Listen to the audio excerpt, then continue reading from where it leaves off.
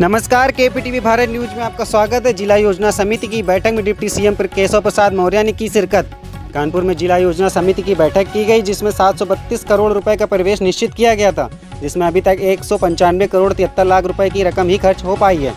बाकी बजट का पैसा 31 दिसंबर तक का खर्च करने की बात भी कही और अगले बजट के लिए 732 करोड़ 32 लाख का बजट भी पास किए जाने की भी बात कही है। वहीं गणतंत्र दिवस के मौके पर दिल्ली में किसानों के साथ हुई हिंसा में शामिल दीप सिद्धू के बीजेपी से नाता होने और देश के प्रधानमंत्री के साथ खींची गई तस्वीरों पर मीडिया द्वारा सवाल उठाने पर डिप्टी सीएम केशव प्रसाद मौर्य बात को टाल मटोल करते हुए साइड में कर दिया। साथ ही केशव प्रसाद मौर्य ने किसानों के साथ हुए हमले की निंदा भी की है। हालांकि दीप सिद्धू बीजेपी से नाता होने से पल्ला झाड़ लिया है। वहीं कांग्रेस नेता प्रियंका गांधी के द्वारा दिल्ली आंदोलन पर किसानों के पक्ष में किए गए ट्वीट की निंदा पर डिप्टी सीएम केशव प्रसाद मौर्य बोले, प्रियंका से बोलो वो अपनी नानी के घर चली जाएं, राजनीति ना करें। कानपुर से राजेंद्र कुमार की रिपोर्ट।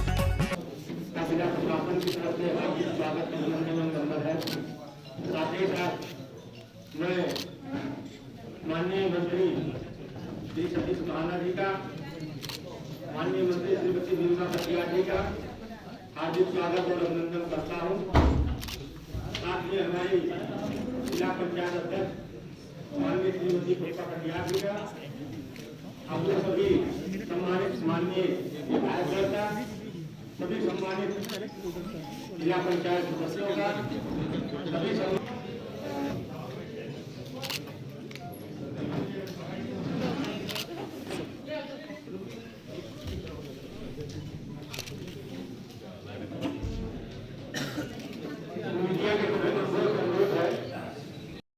कानपुर नगर जनपद की जिला योजना समिति की बैठक संपन्न हुई।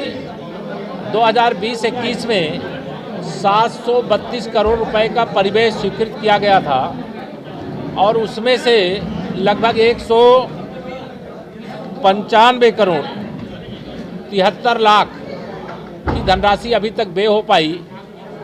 क्योंकि इस वर्ष कोरोना के कारण से बहुत सारे काम रुके रह गए, लेकिन अभी 20 जनवरी तक का यह विवरण है। अभी 31 मार्च तक तीव्र गति से इस वर्ष के लिए जो जिला योजना का पैसा खर्च होना है उसे खर्च करें और अगले वित्तीय वर्ष के लिए आज यहाँ पर 732 करोड़ 32 लाख का परिव्यय यानी बजट आज पास किया गया है और इस निर्देश के साथ कि अगले वर्ष सभी विभागीय अधिकारी अपने अपने विभाग से जो बजट जिला योजना के अंतर्गत निर्धारित किया गया है वह धनराशि प्राप्त करके जिले के विकास को गति प्रदान करने का काम करेंगे और यह खर्च करने का प्रतिशत में कानपुर रिकॉर्ड बनाए, ऐसी अपेक्षा के साथ यह निर्देश दिया गया है। और मुझे विश्वास है कि कानपुर नगर जिला योजना के अतिरिक्त जो विकास के काम हैं वह भी तीव्र गति से हो रहे हैं और आगे भी होते रहेंगे। हमारा लक्ष्य कानपुर को जो उस कानपुर की ऊंचाई है उस ऊंचाई तक पहुंचाने का। तो पहले जो पैसा धनराशि पूरी तरह जिस विभाग में जिन अधिकारियों ने नहीं खर्चा किया उसकी कोई जांच होगी क्या? नहीं, अभी तो 2 महीने का समय पूरा का पूरा बाकी है और इन 2 महीनों में अधिक से अधिक धनराशि खर्च हो और खर्च करने की प्रक्रिया है कि आप अगर कोई पैसा लाना चाहते हैं, जो पहले पैसा आया है उसकी यूसी यूटिलाइजेशन सर्टिफिकेट जब प्रस्तुत करेंगे तभी अगला पैसा आ पाता है। तो आज निर्देश दिए गए हैं तो 2 महीने में अधिक से अधिक खर्च करें।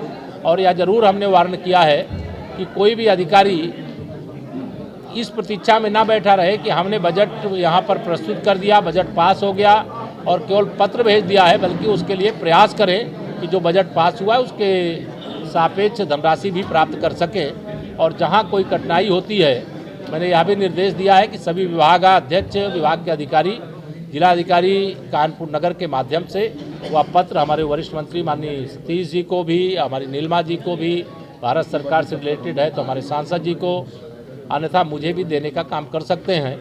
लेकिन हम जिले के विकास की दृष्टि से जो योजना बने उसको 100% करने का प्रयास करेंगे। सर, किसान आंदोलन को लेकर जैसे बागपत में किसानों का आंदोलन हटवा दिया गया टेंट वगैरह, तो क्या किसानों का यूपी में कोई आंदोलन करने का मौका मिलेगा? किसान आंदोलन कर ही नहीं रहा है। किसान तो सरकार के साथ था, सरकार के साथ है। जो आंदोलन कर रहे हैं वो कौन लोग थे वह पूरे देश ने देखा है, आपने भी देखा है। उस आंदोलन को करने और कराने वाले जो भी भाजपा विरोधी या माननीय प्रधानमंत्री श्री नरेंद्र मोदी सरकार के विरोधी दल थे, जो किसानों के कंधे पर बंदूक रख करके देश के दुश्मनों का साथ दे रहे थे। अब उसकी जांच हो रही है, उसमें मुकदमे लिखे जा रहे हैं और जांच के अनुसार जो जो दोषी पाया जाएगा उसके खिलाफ कठोर से कठोर कार्रवाई की जाएगी। कांग्रेस के लिए ज़रूर मैं कहूँगा कि कांग्रेस के जो निवर्तमान अध्यक्ष हैं वो कांग्रेस की बीमारी हैं, लेकिन वह देश की बीमारी बनाने का प्रयास कांग्रेस ना करे, यह जरूर कहना चाहिए। सर, जो दीप सिद्धू का नाम आ रहा है, इसकी कई फोटोज आपके प्रधानमंत्री, गृह मंत्री सबके साथ वायरल हुई और ये बीजेपी के आपके सांसद को चुनाव भी लड़ा रहा था।